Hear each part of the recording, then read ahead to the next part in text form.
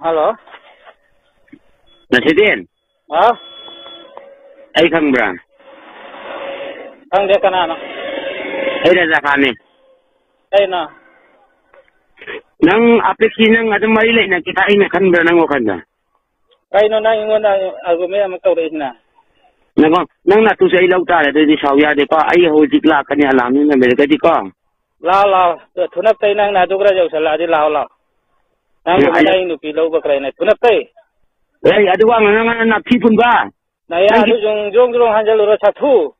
Saktu nang tabundawa nang ni matuba masaktu nang natu ay tuway na. Nang natu ay lo lay ro sathu. Nang boleh saktu nang pudila kay gina. Oy saktu.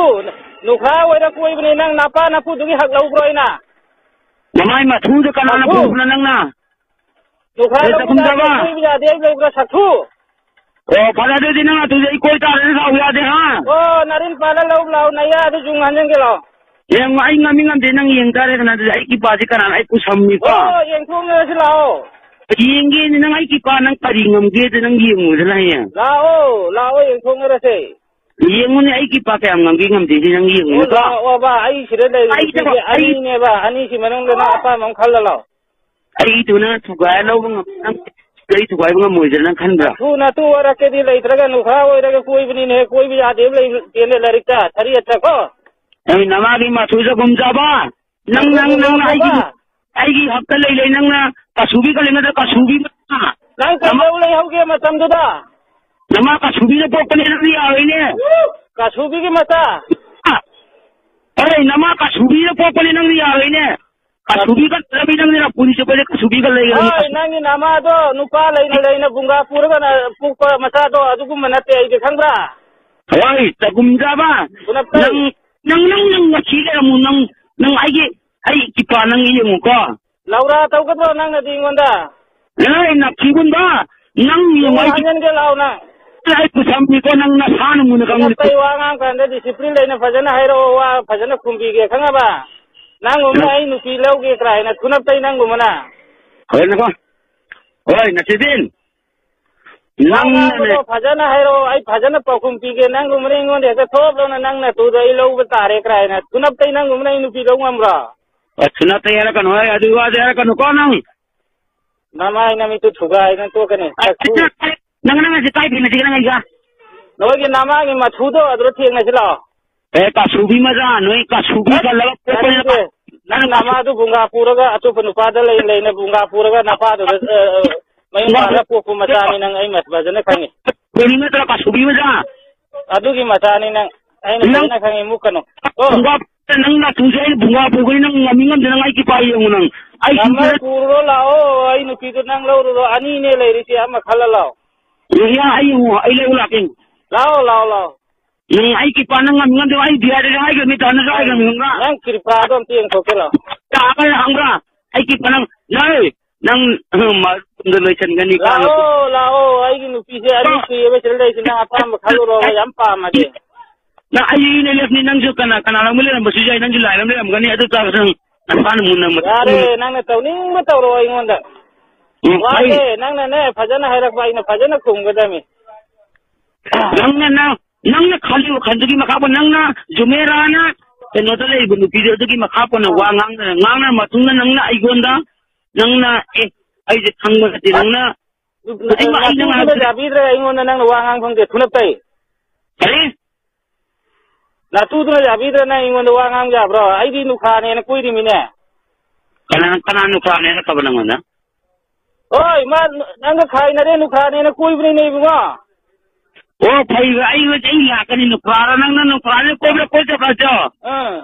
Nang khang gani. Hoi nang kau gudok ju tawro la engon nang tawning gu tawro. Nang na tablet na wa khara nganga ga sumna wa phajana hero na tu do nang na tu do lo utare kre na thakhu thunap tai nang gumna do ha ya bra engon da.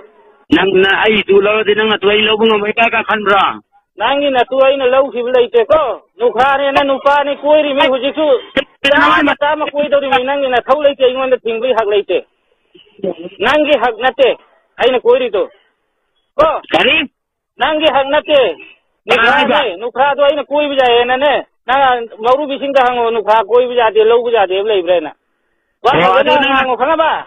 Lay na nang jumera ka tawra nang na tawra ka nang jumera ka nang ay kon haidra ay ko mai yarame jumera gida lakdo nukha wera lakda in koi bini bungo nang khawro no ariba nukha wera koi bisi jati blai tie larika ango kana bai ti kadle le nang koi mata zakho nang kai daule auke du khangati nang uji mo ai ta nang kaya koi nang hingbang ngamang yeng nang naya du tum jung than hanjang gelo aname mo ang dai la kani nang kang koi ni hingmuni nang oh lao nang na thona dam ti eng ko ke lao ai ga hoji sunang nayum dru sala ki ke wala pa lao nang sila kra ba la kaya nang di ini na khalo no sunap tai la kaya sa khu sa nang mana se ai nu pi lo ge ga ke wala ai lo ni wala ai lo ni lao nang nang amadiam ta lao ke ai ngami nang na tu an dura yai ma dura natraga ma te ni pi dura ai lo ngam dura ni pa na ti ai su jamal le ri ma khai to ke le mi lo ro lao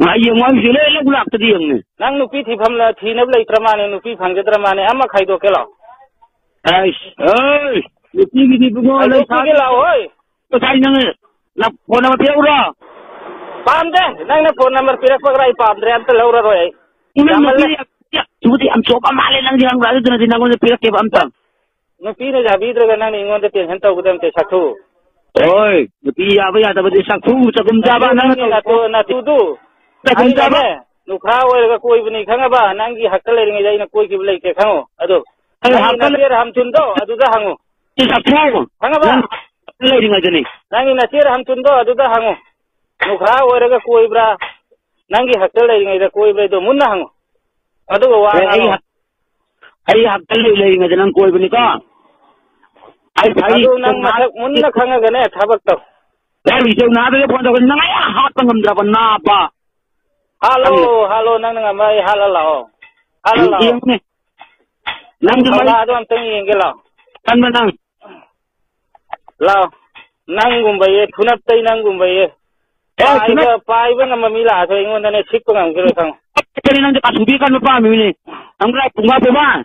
Ai na sai na hai sabni nang na dukra ingon da hera kanu. Ima ipa palaga wa kanu nang di nama do aduna. Bawa lai na bunga pura ka napa adra pa ko mata ni nang di aduna ina khangba. Aduna na. Nang di bunga pura pura pa nang di gyan ta da bani khanga bra. Kai gumana da bidra ka na ingon da tiesan ta gudam te sakhu. Sakhu da gumjaba nang adu ka ka nang